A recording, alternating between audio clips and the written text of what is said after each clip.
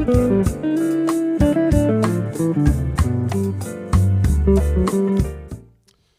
evening, everybody. Welcome to Books and Books. We are live from the cultural heart of Coral Gables. My name is Steve. On behalf of everyone here, we appreciate you being here. Please check out our newsletter. This will give you a rundown of all the great events we have here at Books and Books. You can go to our website also.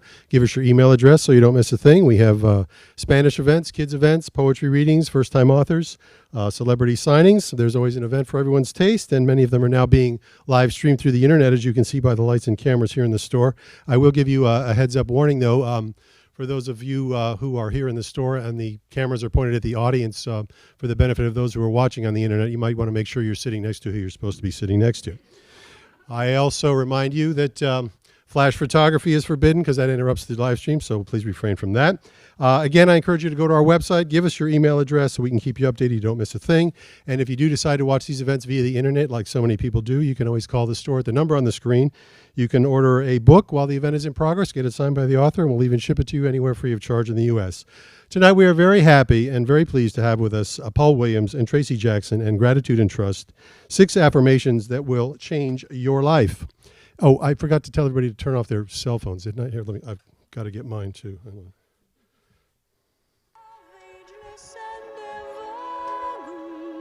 Oh,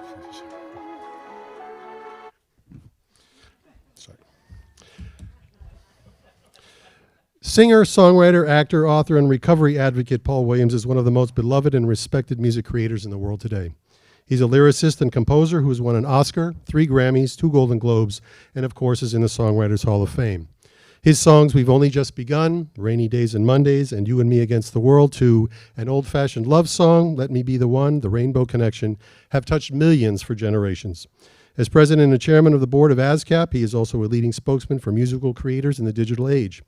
Williams' standards have been recorded by such diverse musical icons as Elvis Presley, Frank Sinatra, Barbra Streisand, Ella Fitzgerald, Ray Charles, David Bowie, Anne Murray, Gladys Knight, Diana Ross, Sarah Vaughan, Gonzo, and Kermit the Frog. He's released 24 albums and provided songs and scores for dozens of films. The hit songs he's written have dominated the charts and become staples in the world of film and television, as well as in all of our daily lives. Sober 24 years, his humorous observations of life, love, and creativity, augmented by the education and knowledge he gained through his studies and certification from UCLA as a certified drug rehabilitation counselor, are shared in Gratitude and Trust, 6 affirmations that will change your life. Recovery being his number one passion, he considers writing this book the greatest opportunity of his lifetime to carry the message to the masses that recovery works for all. Paul's philosophy, of course, comes from his song lyrics. You give a little love and it all comes back to you. You're going to be remembered for the things that you say and do. As a devoted husband to writer Marianna Williams and proud father, Paul considers his son Cole and his daughter Sarah to be his best work. Tracey Jackson always seems to end up doing exactly the opposite of what she planned. In her 20s, she lived in New York. At first, she wanted to be Marlo Thomas from That Girl. When that didn't work out, she decided she would settle on being the next Neil Simon. The one thing that she did know was that she did not want to move to LA and sit under a palm tree writing for TV, even though by then that is exactly what Neil Simon was doing. Within 6 months, she was sitting under a palm tree writing the pilot for Babes, a Fox sitcom. Eventually, she wanted out of TV, so she decided to write movies. She wrote a few spec scripts, sold them, and then wrote romantic comedies for 12 years. She's written over 15 feature films and 14 television pilots. Tracey, like all of us, has had her share of bad habits, but substance abuse has never been one of them. So, true to form, she is the co-author of Gratitude and Trust, 6 affirmations that will change your life, with her longtime friend, Paul Williams. We're thrilled to have them both here. Please welcome Paul Williams and Tracey Jackson.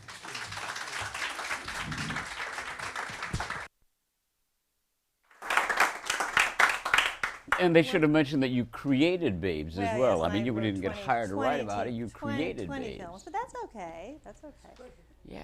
So, okay. Well, thank you all for coming out here in beautiful Coral Gables. It's We're an honor to very be happy here. to be here. Yeah, yeah. So, what I guess you're wondering is a songwriter and a screenwriter writing a self-help book telling you how to live your life, when we might not be the perfect specimens of how to live your life. What do you think about that? On the surface, it sounds actually dangerous. I mean, we have to follow the advice of this little guy who's messed up his life so seriously as he did in the beginnings and all, from having the greatest opportunities in the world to just basically misplacing a decade and in the depths of my addiction and all. So, but in the book, Tracey and I talk about, let me just explain a little bit about, I think maybe just a taste of how the book is put together.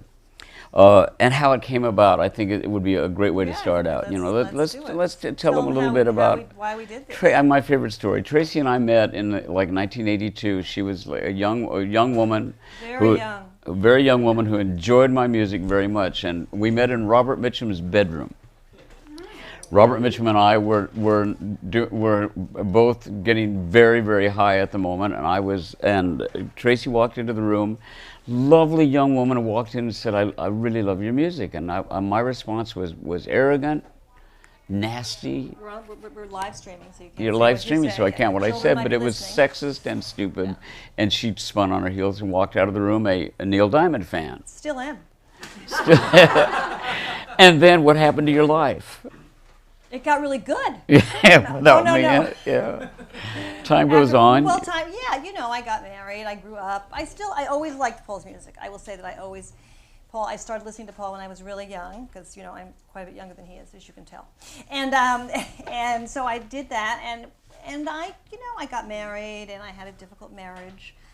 I was continuing a lifelong pattern of choosing the wrong men, and did that well into my 40s when I met Paul again. But I always listened to his music, and I always had in the back of my head, his songs that were kind of the soundtrack to my life as I was growing up. And try to give me a job one time. I tried to give you a job. Yeah, I was getting that. Thank you for that entree. I did try and get him a job. I had an overall deal at Sony Pictures for TV, and they first got there. It was back in the good old days. And they said, "What do you want to do?" And I said, I would love to write a TV show for Paul Williams. Now, where this came from, I don't know. I guess I still remember the music or something. Or maybe I wanted to prove to him he should not have been rude to me in Robert Mitchum's bedroom. And they said, well, if you can load the cocaine truck back up to the lot, you can do a show for him, which was a definitive no. So I went and did a show for Alex Rocco, who didn't have a drug problem at that time. But we sort of fast forward. It's really interesting, because that guy who wrote that article on you had to come back. You had to come back sort of after you got sober in 2001. Yeah, well, I got sober in 1990, but in 2001 How life comes full circle, though, in terms of that guy that we met yesterday. That's a really interesting story. It is an interesting story. The gentleman wrote a story that I was in 2001. I was 11 years sober. I was returning to New York to perform at Feinstein's, and this gentleman wrote a story about it. You saw it and came to see. Now I know his name is George Gurley. I never knew it till yesterday, but I read that Paul Williams was coming to perform in New York, and I said to my husband, I said, we have to go hear Paul Williams. I love Paul Williams. He goes, really? You never told me you never told me that. What do you mean? I love Paul Williams. So we went to hear Paul, and I wrote him a note afterwards reminding him that we'd met in Robert Mitchum's bedroom many, many years before. And we've been really good friends ever since. So we decided to write a book 20 years later. The quick story of how we went from that to the book is we became great friends. We were looking for something to do and everything, and she has had wonderful friends in recovery. She loves the difference between, for example, who I was. She has recovery envy, is what you used to say. Well, talk about a little bit about your past, though. What you are. My name is Paul, and I'm an alcoholic. And thank you, and an addict, which is a little like saying you're from New York, New York. You don't really need both and all. But you're an alcoholic when you misplace a decade. And I definitely, the 80s were gone for me. I was raised in a house, to the extent I was raised, where alcohol was the reward for a hard day's work. And I saw alcohol used in a fashion that is the way that I began to use alcohol. My dad was an alcoholic, drank excessively. And he died in a car wreck when I was 13. I was tiny. I was this little tiny guy that had been given shots to make me grow when I was like 9 years old, and they gave me male hormone, which had the exact opposite effect. It kind of closed off the bones. It also jumped me into puberty, which all of a sudden I was no longer interested in the toy chest. I was interested in my mom's friend's chest. I was like 9 years old, and I was totally inappropriate. They saw what was going on, and they backed off, and it kind of messed up my whole body, so it took me a long time to get my body clock back to where it was supposed to be. So here I was, this very different little guy. When my dad died, I was shipped off to live with an aunt and uncle in Long Beach, California, where everybody is 6 foot tall, everybody has a tan. What color I have, I got from the light in my refrigerator. And the only way I ever felt like I would fit in is when we drank. There was something about that comfort of alcohol that began. It was part of just the process of being one of the guys, but I'm an alcoholic, so I took to it like a duck to water. I loved drinking, I loved the drugs and all. Fast forward, somebody who doesn't know how to have a relationship with anybody in the world, what is he going to write about? I'm going to write about relationships. And if I spent my entire life writing codependent anthems, essentially, writing unhealthy ouch mommy songs and all, had an amazingly successful career. In the 70s, as Steve was so kind to talk about some of the awards that I've won and all, I took it all. I don't think I ever had that moment of deep gratitude for what I was getting.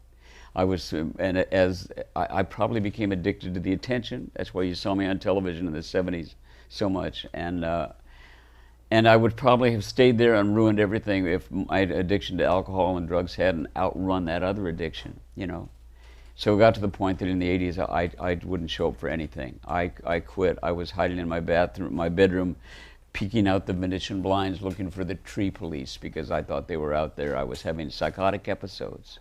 In fact, in 1990, in Oklahoma, I had a full tilt episode, a psychotic episode, a breakdown.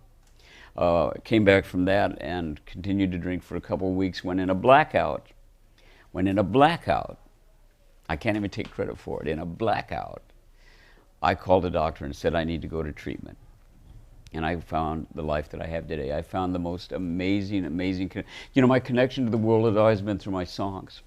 And it's kind of one step removed, but my connection to the rest of the world when I got sober was the kind of connection that we have, the kind of connection I have with my wife and kids today, the kind of connection that I have with people when I meet them. It began with me hitting my knees and saying, I don't know how to do this, I'm dying, I need help.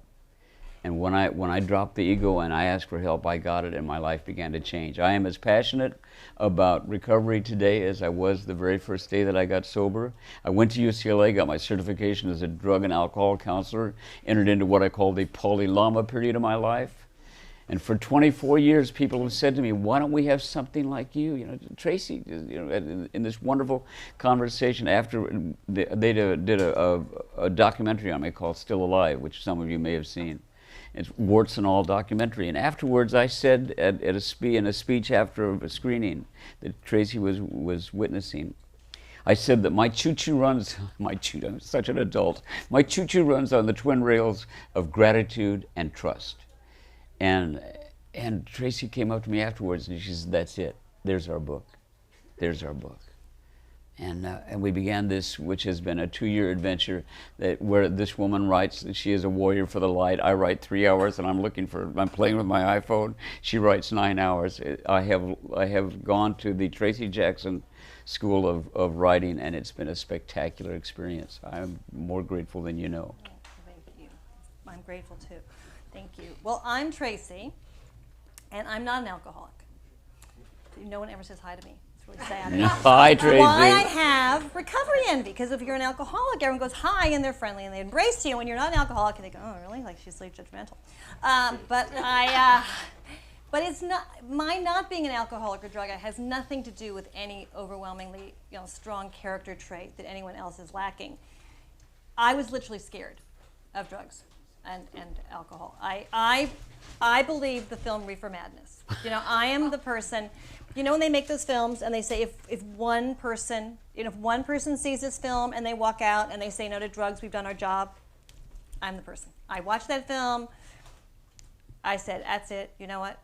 Grass is a one-way ticket to heroin addiction. Next thing, I'll needle in my arm. I'll be dead. That's it. Never gonna touch the stuff. And I did. I said no to so many drugs. I could have been Nancy Reagan's poster girl. And I was working in Hollywood. I had an agent who would bring Quaaludes over to my house, right? He wanted to go to bed with me, and he was one of the few people I said no to. Really weird, but anyway. So I didn't, and he started bringing these over, right? He bring Quaaludes once a week, and he'd come over, and I put them in a bottle in my medicine chest. And you know how, I don't know, in the 70s, everyone used to, maybe they still do it, I don't, but people used to open up each other's medicine chests when you would go to the bathroom, you'd see what do they have. And I remember once a friend of mine went, you've got 80 ludes? I went, yeah. And he said, can I have them? I went, yeah. I was so happy, my friend for life. He's still my friend. Hunter S. Thompson. My husband and I were at Hunter S. Thompson's right before he died. begged me to take drugs, begged me. He opened this drawer. He said, look at this, I've got everything. What do you want? I said, I really love a Diet Coke and to watch the Academy Awards. He said, no, you hash. You know, he had lose, no, right, he had everything. No, I mean, I walked into parties where there were bowls of Coke you could dive into, like in Scarface. I walked on by, like, you know, not like you said, but like how David said, sorry. Anyway, but literally I was that person and remained that person. But it was out of control, and it was out of a fear of losing control. But I also, when Paul talks about his unhappy childhood, I had a very unhappy childhood, and I think that, you know, that people think that everyone has a better childhood than they do, and then they start looking. I remember looking into windows. I've always been a big window looker inner, and still am, and I always look into windows thinking, you know, is that family happier than mine? Are the people in there like getting along? Are they getting love? And it's one of the reasons that this book is so important, because what we try and do is sort of take the lid off that we all have problems. And I wasn't aware of that as a kid, and I had my best friend who sadly died, the book is dedicated to, and his family was sort of like our surrogate family, because my father left when I was very young, and he ignored me for most of my life. He still does, in my entire life. And he would do things like he'd walk past me in the supermarket when he ran into me when I was like 5 years old, 7 years old, 8 years old.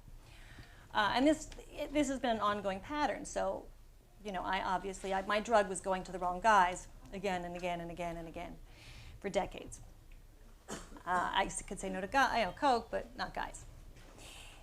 But I think what happens is that we all, I think one of the reasons I love recovery was I wished that someone in my family would apologize for their behavior. I would always wish that someone in my family would own their behavior. I wish that I think about it now, I wish I understood what both my parents thought of me, of themselves, of life. I always looked at recovery as this great place for personal responsibility. And my best friend, Blake, who's sadly dead, his family was the perfect family. And we used to go to all the holidays with them. We used to do birthdays and Christmas, and they were perfect. They had a big house. There was a mother and a father. I mean, they looked like, you know, Fisher-Price land, except for, you know, it turned out that Blake's dad was a terrible alcoholic who died of cirrhosis at the age of 62. My father had to end up giving money to, and he'd lost everything. Blake ended up having a terrible alcohol problem and lost everything, and rebuilt his life through recovery. So I'd seen throughout my life so many people fall into the depths and build themselves up. And the people who were the least reliable and the least responsible and the most abusive and the most hurtful and the ones you couldn't count on and the ones who didn't show up or couldn't be there, somehow turned into the people that you wanted to be with, who said, I'm sorry, who owned their mistakes, who said, I'm wrong, you're not, how can we work this out? And so I just always used to say, why doesn't everyone go through recovery? You know, I mean, why isn't that just mandatory? Why isn't, you have to go to driving school to learn to drive? I mean, people should go to parenting school before they have children, I think. But, Yeah. You know, why doesn't everyone just go through one course of recovery to learn how to own their behavior, say, I'm sorry, have a little gratitude, maybe have some higher power somewhere, whatever it may be. It doesn't have to be denominational. It can be whatever they want it to be. Why wouldn't we all be nicer, better, happier people? And that was always a goal. So, you know, and Paul was one of those people. You know, Paul was just this little jerk when I met him, even though he wrote nice songs, and, you know, then turned into this really sort of responsible, nice friend. So we set out with gratitude and trust. It was originally called Recovery is Not Just for Addicts, but the publishers thought that nobody would buy a book with recovery and addict in the title, so now it's called 6 Affirmations That Will Change Your Life. But we decided that, yeah, let's take that concept and say we're all addicts of some sort, that we all have places for improvement in our lives, that let's, you know, open the lid and have some transparency and some responsibility. And with that, we're going to read you a little bit about what we think and what we want to share with people. Part of our thinking, incidentally, was that this is, you know, if for people with life-limiting habits, as opposed to the life-threatening disease of alcoholism. That was kind of our approach. What has been one of the most amazing things that we've experienced is, you know, we just did you know, I get to say it. We just you did love to say this. Super Soul Sunday with Oprah, which was an amazing thing, and have been doing a lot of radio. And some of the guys on radio that we're working with have long-term sobriety, and what they're saying is that reading the book is they're finding that they're going back and reading it a second time as a workbook. They're starting to use the affirmations that we've both used for the last 2 years as we've been working on it. Mine for my weight, I came down 30 pounds and have kept it off. So. It's amazing. I mean, I got a letter yesterday from a woman I didn't know who's turning out to be a very sweet friend of ours suddenly. And her priest, she's actually studying to be a priest. Her priest gave her the book saying that it was helping him with his own religious path. So it does, not to blow our own horn here, but That's it that's does. a sentence I never expected to I hear. know. About I mean, anyway. I was raised by anti-Semitic Jews, baptized Episcopalian, and now like a priest is reading a book. So it's really, there is something for everybody. But let's start with identifying our problems. Okay. If one gathered together 25 random people and made them all stand up and talk about the problems in their lives, every one of them would have made a bad love choice, sabotaged an opportunity, hurt someone while defending their own position, or worried about not being able to control their weight, their temper, their lust for the girl or boy next door. We all have a laundry list of things we have done or continue to do that we are ashamed of and would like to change. But before you can change anything, especially something that is most likely harbored in your subconscious, you have to be able to identify it. You need to give your problem a label. We use labels for a reason, to let us know what's what. Without labels, we would pour tomato soup on our cereal instead of milk, and we'd pour Drano into the washing machine. So to help you find the right label, let's have a look at the granddaddy of all problems, the 7 deadly sins. The 7 deadly sins. Wrath, greed, sloth, pride, lust, envy, and gluttony may look like eternal damnation to a Catholic priest, but for some of us, they're just a nice way to spend the weekend. I'll have lust and gluttony to start with a side of greed, please. Let's start with wrath. Someone nabs your parking spot, and the first thing out of your mouth is a remark about the other person's maternal parent, followed by a sexual slur. Road rage. Short-tempered with the kids. Boss always pissing you off. Actually, these days, everything pisses you off. If that sounds about right, you might have anger issues.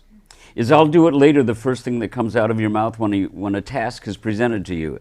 Is a job half done as acceptable to you as a job well done? Is your house a mess? Your checkbook unbalanced? Sounds like sloth. If for you there is any truth to the claim that the average male thinks about sex once a minute, lust is the runaway lead in your issues to be dealt with department. Same goes for you if you're a woman. Lust is one of society's biggest problems, from porn addiction to serial philandering to sexting.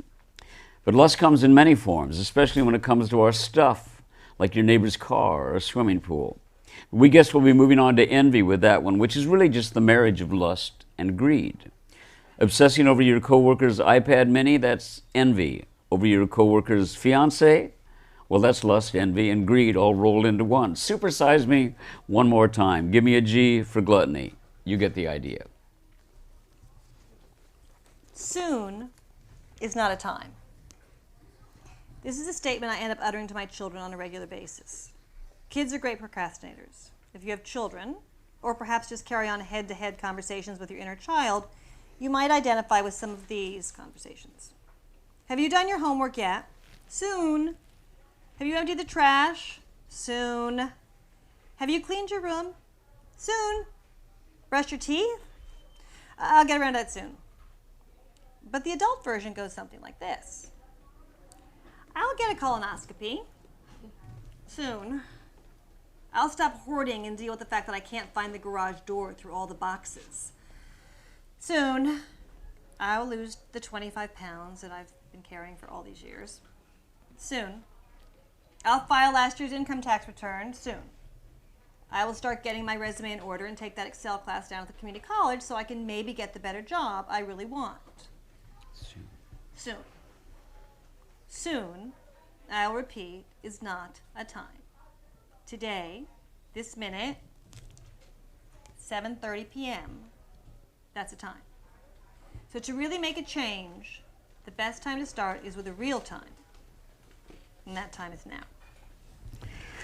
The people who seem to have it together usually have some set of rules, a code of behavior, guidelines, mantras, koans, prayers, something outside of themselves that allows their interior compass to return to the right direction time and time again. Some get it from organized religion, others from sports, books, or good parents who set them up to succeed. Some people just know what to do, although even they get off course from time to time. The 6 affirmations of personal freedom. The 6 affirmations we offer are useless if you don't employ them vigorously and often. At best, they'll become lovely little sayings worthy of a needlepoint pillow. But to make them effective tools in reconstructing the way you live your life, you will need to make them as much a part of your day as your toothbrush, your razor, and hopefully your morning run. Number 1, something needs to change, and it's probably me. Number 2, I don't know how to do this, but something inside me does. Number 3, I will learn from my mistakes and not defend them. Number 4, I will right the wrongs I've done wherever possible.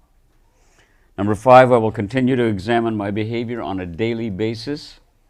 And number 6, I will live my life in love and service and gratitude and trust. Those are our little affirmations. You know, they're simple, but they're keys to a way of living that has just, you know, I love the probably in the first one. Something needs to change, and it's probably me. That's the willingness in that moment. That's the willingness to go look at it, look at the behavior. Do I need to turn this around? Yeah, I guess so. Want to do our diet riff? You think we can? We've got the. Say You again? want to pick up our diet riff on page 136? Which page? Page 136. 136. It's just a real short one. Okay. We'll be a little entertaining and not so. Never let professionalism get in the way Get of in a the way good time. Now, yeah, be a little entertaining, not so heavy, haven't it? Okay. All So right. What are you starting on 135? Or are you starting in? Yeah, no, I'm just going to. Do you know the biggest problem anyone has, much bigger than drug and alcohol addiction, is sugar addiction and weight? You know, in this country, 15% of the adult population is considered a problem drinkers, while 35% are classified as obese and 65% are overweight. Both Paul and I weighed in 30 pounds more than we both are today at one time. In fact, we've lost and gained at least 3 John Goodmans in our entire lives. So, 40% of those who lose weight on diets put back on not only the lost poundage, but they put on additional weight as well. So only a measly 10% of those who lose weight on diets actually keep it off. This is why we believe diets per se don't work. At least they've never worked for us, right? And they never worked for me. No. I did Scarsdale. I did cocaine. I did Jenny Craig. I did amphetamines. I did Atkins 3 times. I did Atkins as well, but with a lot of vodka chaser. Any diet where you can have bacon on top of your bacon with Russian dressing on top works for me. Any diet where I could have vodka in the shower works for me. I did pregnant women's urine injections and lost 20 pounds in 2 weeks, and I ate 1 tuna fish sandwich and gained it all back. I did poppers and some amphetamines, and I got a few people pregnant. I'm sorry. So you can't stop eating, and we just do that as a way of anything. But you can, you can get it under control. And it's what do we like to say about food? It's not what you eat, it's when you eat and why you eat. I mean, I would, come back from my shows, having a great audience, and it was love fest, and it was all good. I was feeling like a big shot. I'd go to my hotel room, and look at that empty bed, and I get hungry, Like the cigarette that follows, the ringing of the phone. I get hungry when I realize I'm going to bed alone. I think it's my little rhyming couplet that actually made it in the book after I begged. You did have to beg. I begged. But usually, food issues are always related to something else. And we have yeah. a very long chapter in here on food. But Yeah. and on our website, which we get a lot of people calling it, that more than drugs or alcohol, sugar addiction. Should I jump to this from what we did with 161, Thacker? yeah. We just did Thacker Mountain, and we read a couple sections that we read. Sure, that's good. Feels like the book. It feels like the book. Does your life tilt towards a long line of poor choices that constantly leave you exactly where you do not want to be? Do you feel like the heavens are shining on everyone and spitting on you sometimes? Do you have a history of self-sabotage? When things are finally going well, do you make an irresponsible, poorly thought-out choice that ensures everything falls to pieces? When faced with right and wrong, do you make the sharp turn towards wrong? In other words, when you get to the fork in the road, do you constantly pick up the knife? One of the great truths in life is that nobody gets in our way as often as we do. There are the big roadblocks we put in place and stand solidly behind while positive traffic gets detoured in the other direction. There are the more obvious ones, the food, the gambling, the sex, the booze, and the drugs. Those are the ones that have more evident physical and psychological manifestations. We get called out on them. People might whisper behind our backs, instigate interventions, or hurl ultimatums, stop or else. But there are also the more subtle ones that we might casually refer to as our quirks. You know me, there I go again. But the logical next phase of questions and answers seldom occurs. Why did you go there again? And what choice took you there? Excavation is not so often on our to-do list when it comes to these ingrained life-limiting behaviors. These quirks, issues, peccadillos, negative character traits, and self-sabotaging ways often get us labeled. Oh, you know Alicia, just as things start getting good, she finds a way to mess it up. Wendy, her glass is always empty, but she never seems able to refill it. And if someone tries to do it for her, she dumps it right out. Frank never has a good thing to say about anyone. And don't bother trying to please Bob. He will find fault in whatever you do. If there's a way to screw things up, Karen will find it. And if there are 14 nice guys at the party, Janice will find the one jerk. Sound familiar? Ask yourself a simple question and answer it honestly. Am I unconsciously creating failure? Am I avoiding success because I don't believe I can handle it, or because I don't believe I deserve it? Something needs to change, and it's probably me. Everyday life tosses us endless choices to make, from the mundane to the life-altering. Do I do my laundry or go to a movie? Nothing profound is going to happen with either one unless you're down to one pair of clean pants, in which case you should consider doing your laundry first. Do I marry my high school sweetheart because he's steadfast and asks me, or do I stick it out and wait for Mr. Right? Anyone who has made a relationship-related decision based on ease and not love will tell you this is the definition of self-sabotage. Do I stay up late and do a really good job of the report that is due on the boss's desk tomorrow, or do I turn in what I have, we meet up with my pals? Are you starting to see a trend here? The things all self-saboteurs have in common is they claim to want one thing, while their actions lead them in an entirely different direction. Their impulses have a louder voice than their common sense does. They give in when they need to manage and move past the urge. The same way the drunk learns not to reach for the drink, those who might not be reaching for a drink need to learn to stop reaching for whatever it is that's giving them temporary pleasure or pain and keeping them from what they really want and need. Those who choose the knife over the fork have little or no impulse control. It might be the one trait everyone shares, from the overeater to the serial philanderer to the person with anger management issues. So if you want to start traveling in the right direction, you can start by saying to yourself, something needs to change, and it's probably me. Which is the first affirmation. And we're going to leave you with, we'll jump to the last affirmation, which is, I will live my life in love and service, gratitude and trust. Gratitude, thankfulness, appreciation, and gratefulness.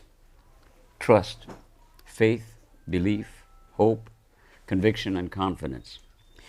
If we've done our work well and turned our lives around, if we're now on the right path, if we are through with lying, hiding, dismissing, dissembling, denying, regretting, and acting against our greater good, then these attitudes and ways of being will fold naturally into our consciousness.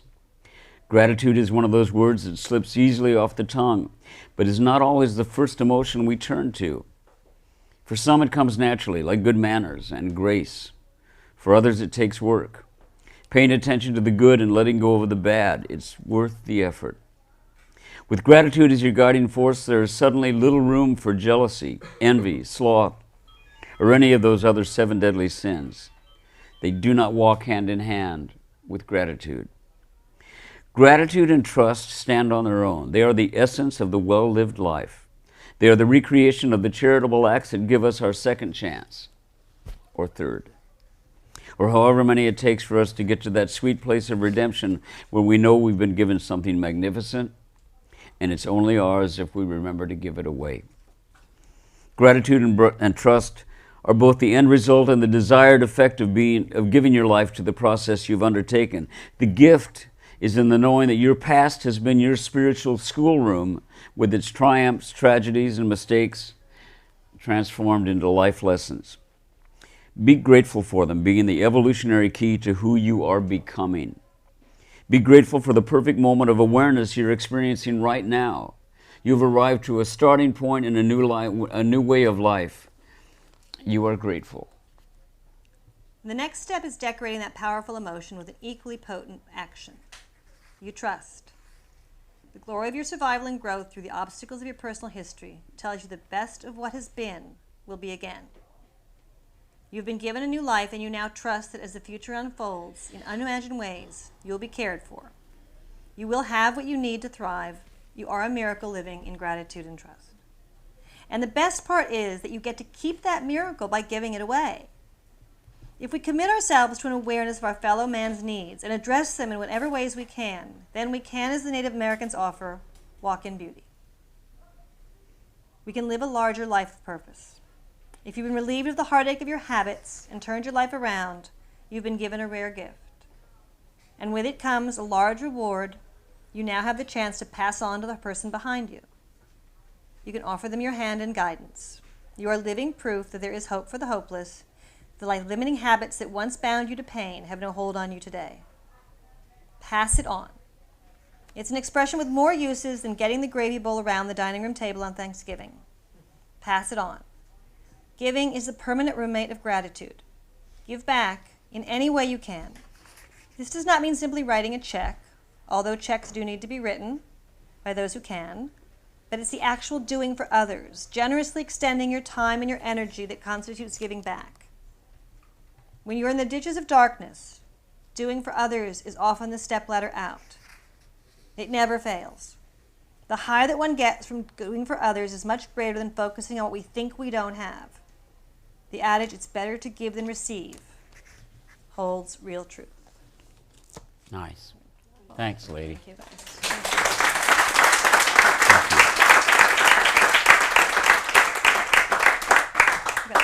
Labor of love, a real labor of love, and so pleased that you're here, and so pleased that people are willing to listen and look at it and respond the way they have. You want to do some questions? Yeah, you guys want to open up Want to for ask some questions? Yeah.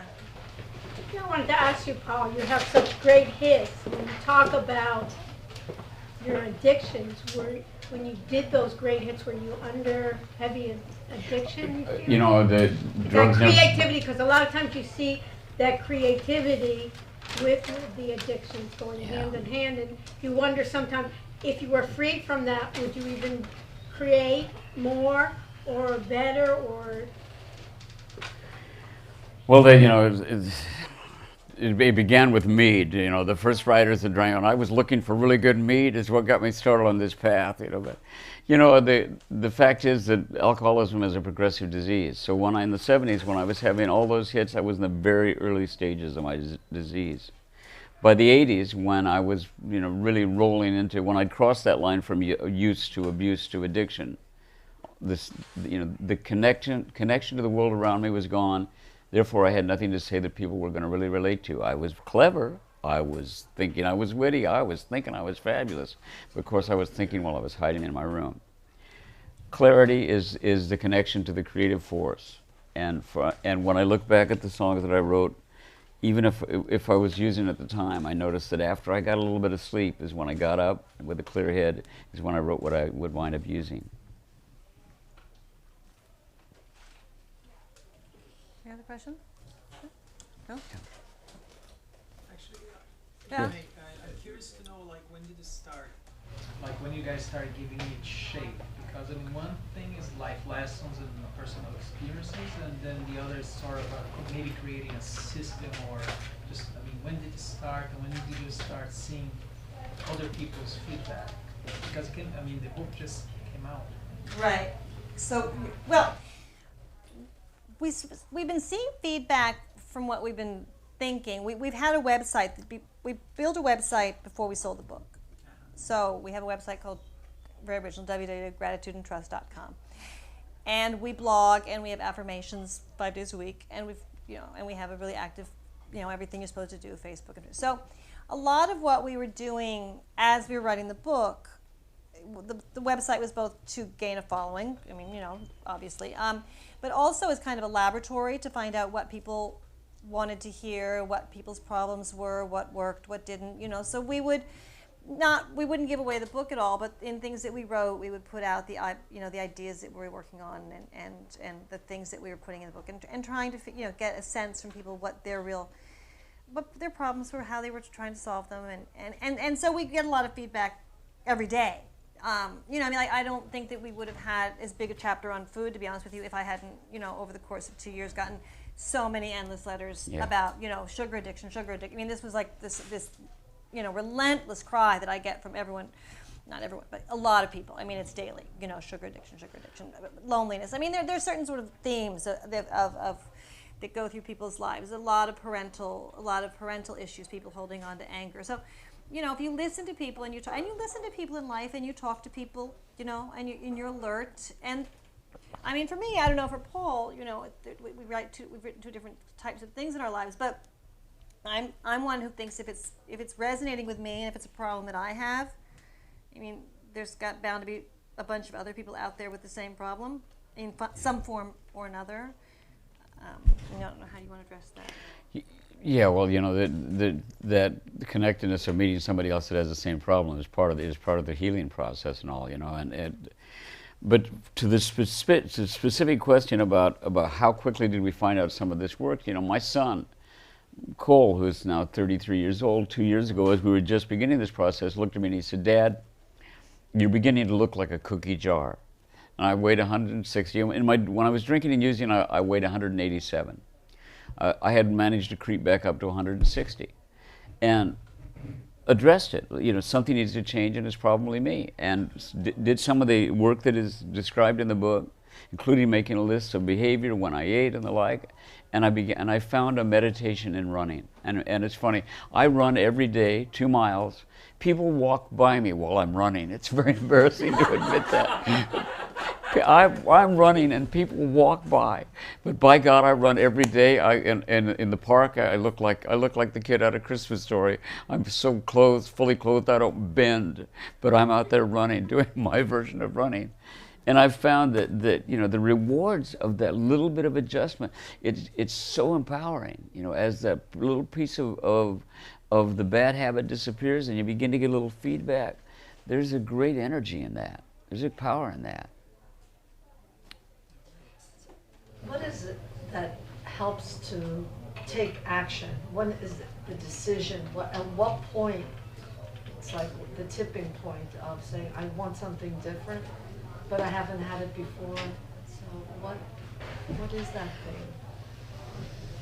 Well, do you want to roll on this? Because with alcohol, it was being medically detoxed and not being free from the cravings for a moment where I could make a clear decision. But it was also the connectedness of reaching out for help and disposing of the ego and just saying, I don't know what I'm doing. And realizing that in the very beginning stages of that the behavior that I had embraced denied me the chance to, because I was fine for so long. When I had this Dickensian childhood, I wasn't sad till I was 5 years sober. It was interesting. At 5 years sober, all of a sudden I went, oh my God, poor guy. I felt bad for Paulie and what he had to go through and all. But, and I'm losing my point because I just took me right back to that place. Well, I think that there's two things. There's for the alcoholic or the drug addict, the overeater. There are certain physical manifestations that come to pass. Certainly, for the alcoholic and drug addict, there's a point where either they come to or they don't come to. Either they reach out for help or they don't reach out for help. There are really solid signs. There's a problem. If you get tossed in jail for a DUI, if your wife, we've all had, there are those big monumental problems in life, and we call them. We say in the book, there's the life-threatening choices, right, and then there's the life-limiting, problems, and so with life-limiting, those are harder oftentimes to pinpoint, and we have many ways and we talk about them in the book, that we push them away and we push them aside.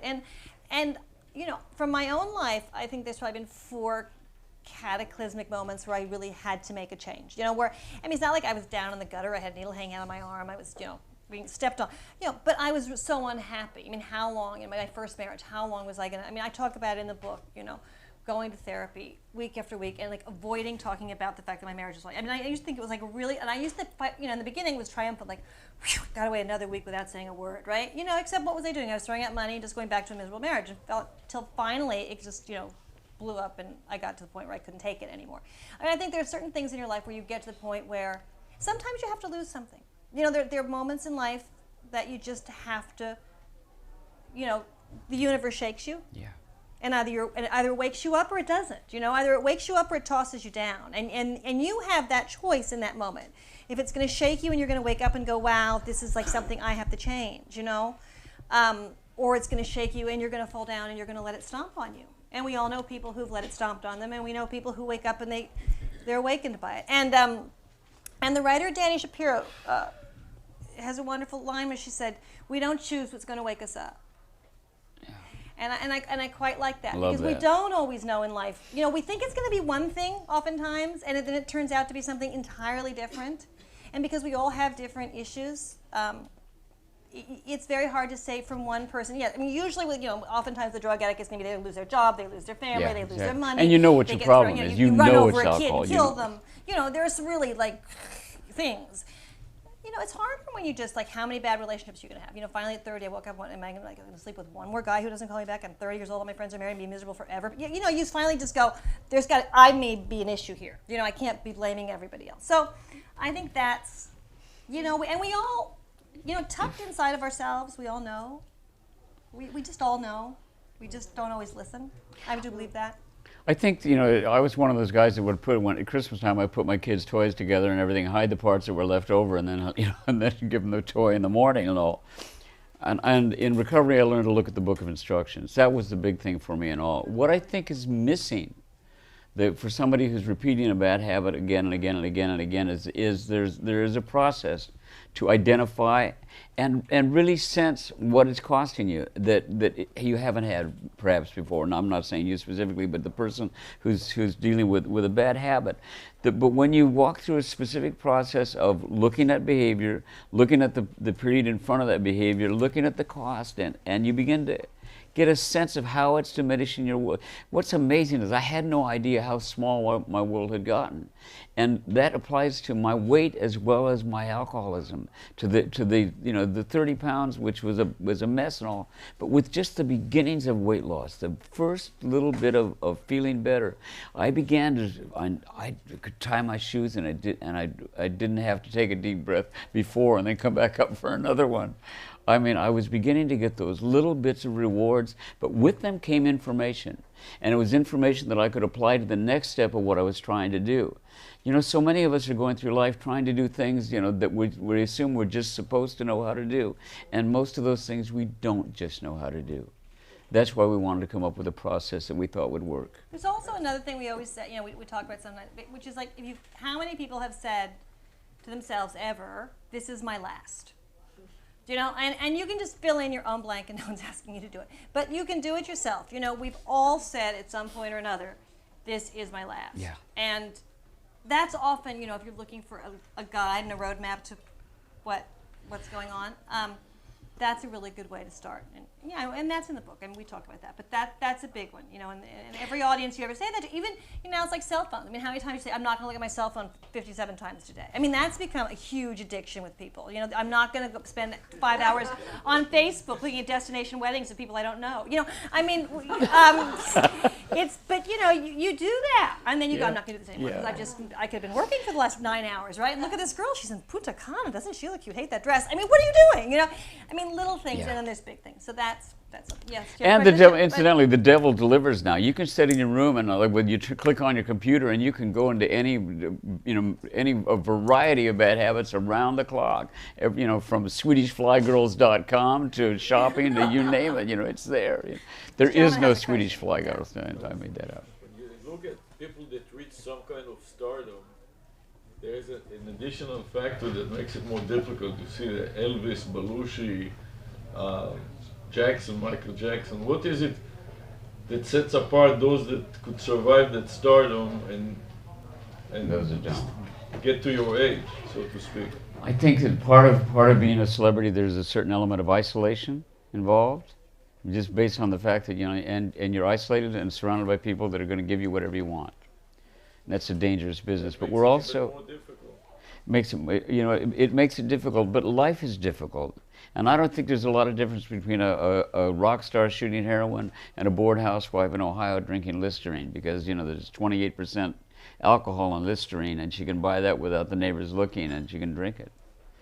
The fact is that celebrity who lost his battle with alcoholism or addiction, dealing with depression, whatever, that woman so they're both self-medicating, and the way out of the addiction, for me was abstinence, and it gave me abstinence, but looking at the way I was living my life and adjusting the process of how I lived my life gave me sobriety, and sobriety has given me a happiness beyond anything I could have imagined. I don't know why.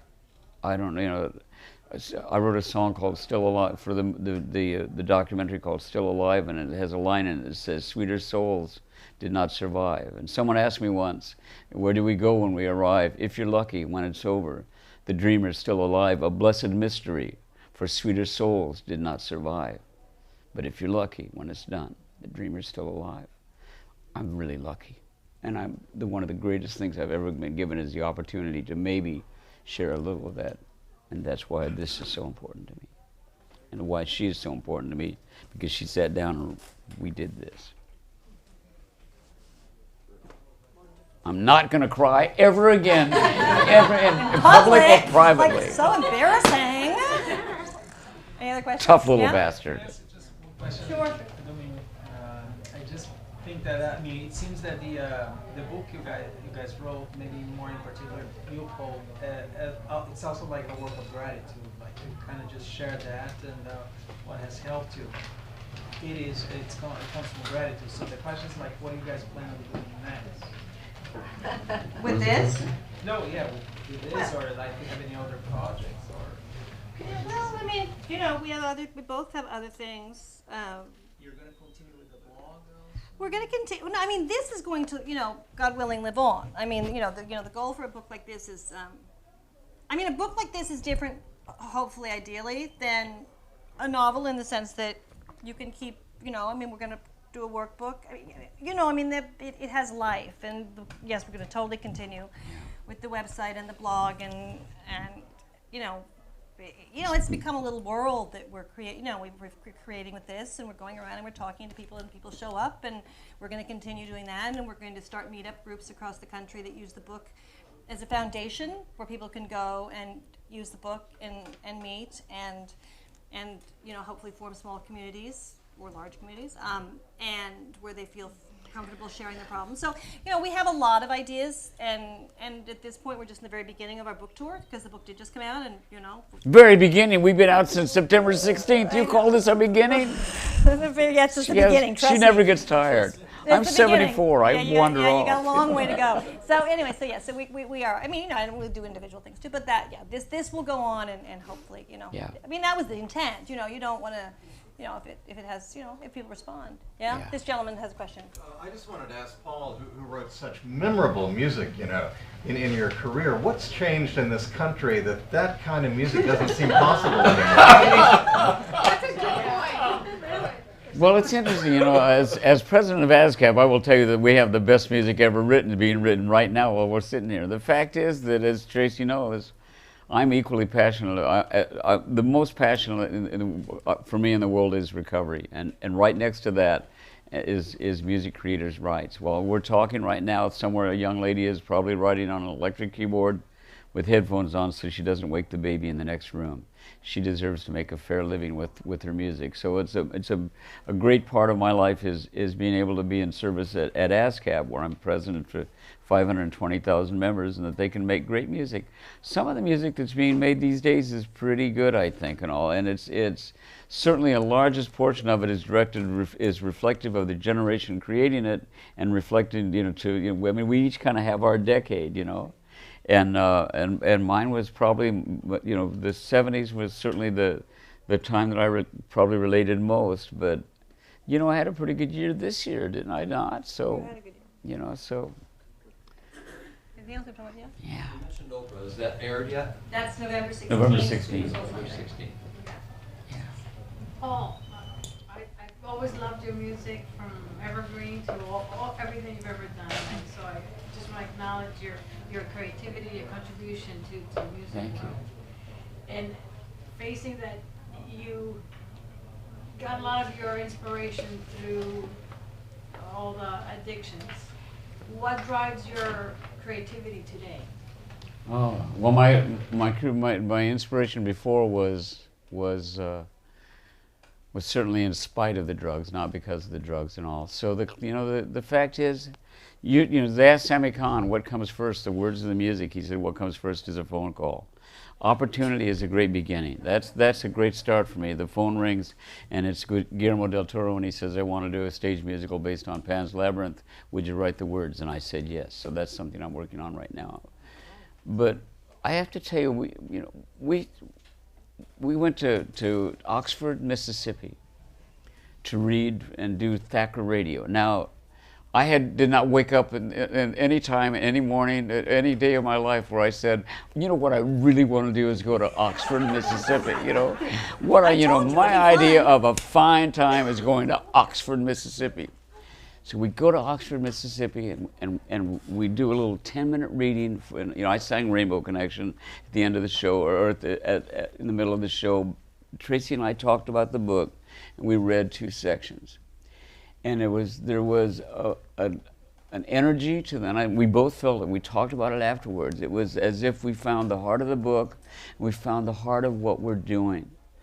And I wrote a blog about it at gratitudeandtrust.com. You can see it right now, and it's a blog called Here Comes Inspiration. It's about the changing face of inspiration. How it's through the years it's changed for me. To have, when somebody sends a picture of their little kid standing in front of the TV who's seen me on Yo Gabba Gabba, that inspires me. That's a heart payment for me and all. This is monumental in my life, not because of anything big globally about wanting this to be recognized, but for the little places in this world where we can do the kind of work that we felt we were doing at that moment in Oxford, Mississippi that night. I got to tell you, I've stood on the stage and looked at an audience of superstars and accepted the Oscar. It wasn't as powerful as standing next to Tracey and reading from this and knowing that the audience was getting it. We have time for one more question. If anybody's got one more. Thanks for almost getting us some applause going. Do it again later. Okay. No more? One more question. We're good? We're good? Okay. What is the greatest surprise that you both have from the 1 month that you've been? Was September this year or last year? No, just now. Just- We're just Okay, so from we're the like not even 4 tour- weeks. For me, what amazed me is Awesome. writing.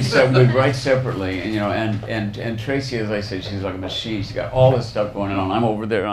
I'll write a paragraph, and she'll write 3 pages, and then she'll take the stuff. She literally gets on the floor, prints it up, starts cutting stuff up, cutting and pasting. We look at it, and our 2 voices sound. That was the magical part to me, is that we would write about a subject separately, and put it together, and it was like one voice. The book has actually 3 sections. It has the general text, which we wrote together, and then our separate stories in boxes. So I can talk about my recovery. She can talk about certain organizations that I don't talk about because I have a deep respect for them. There's an organ, which is all I'll say about that. But I think the biggest surprise I've had since the book came out, I've learned the hard way not to try and have too many expectations. It's been people of real authority who have come through, and like psychologists, priests, people in the program for a long time, people who are working in recovery with people who are, people who say that, they've been in recovery for 25, 30 years, this is helping them. And, people oddly who are have already achieved a certain kind of clarity or have been working a long time and are conscious, who talk about how this has reawakened certain things in them, and this is, a lot of psychotherapists. And, let's face it, we're not doctors, I mean, we're like, and, we're in show business our whole life. It's like, and here, you write this book, and then a psychiatrist writes you a letter and goes, wow, you got it, I can give this to my patients.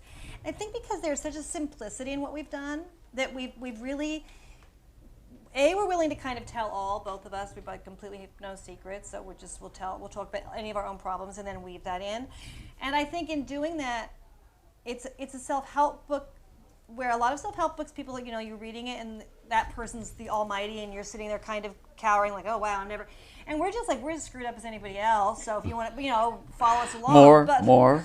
But, depending on the day, but I think that's been for me, I wasn't expecting that. I was expecting maybe something else, and that's been a great, like this girl who's studying for a Vatican degree, saying this is helping her with her, now, she and I are on totally different planets when it comes to what we believe in, to be honest with you. But I'm not telling her, but hey, this is helping her. It's helping her, and she's starting to get a degree to go teach at the Vatican. So that kind of thing really, it kind of turns you on. You go, okay, maybe we did something right. Maybe we just, We've by also being just ourselves, we were able to tap into something that's... Authenticity. I think that's lacking Lovely. in this culture. Lovely. Thank That's you. very It's That's- that authenticity. When you meet someone, even when you get close to them, when you think they're authentic, and even when they share their problems, where everybody tries to put that mask on, when they open up, then you want to get closer. Where you think you're supposed to be in a mask that everything's okay. As soon as you ask somebody, how are you, and everybody says fine. Yeah. And if they give you the real answer, then you want to listen to it. Fine is a moat. Fine But is a I think moat. that's what you touch there, is that authenticity Yeah. about it. And everyone's always saying everything's fine, and everyone's sort of denying the fact that nothing, I always have this thing, like in Los Angeles, and that everyone would ask you, like, how you're doing, and people would always renovating their houses, and they would be like, we're doing the bathroom. And I remember that in my own marriage, I just kept redoing rooms, and I kept thinking, well, as soon as I run out of rooms, I'm in such trouble. And by like the third round on the den, I went, it's over. You know what I mean? The marriage is over. I cannot think, how are you? I'm great. We just did the baby's room. But you didn't just have a baby. Right, well, we're going to, So I think that people are constantly, people constantly try to make everyone else feel like they're great and they're not. And that's a terrible thing. My whole journey in life at this stage, just go, you know what, it's not all right with anybody. And it's like, and then people don't feel alone. I think that's probably a great note to end on, you know? So, you guys are terrific. Great Thank you. audience. Great Thank you. audience.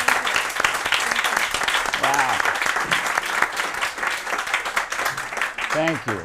What a Tracey, thank you so much for being here. Folks, another round of applause, please, for that. You're applauding. Thank you so much for being here. Those of you who are watching online, call us. We'll get a book signed for you. For those who are here, the books are for sale right here. These two lovely people will be signing them for you right here. Thank you so much for coming. Do we have a table to sit and sign at? Or? That'd be great. Excellent. All righty, thank you. Give this guy a lab.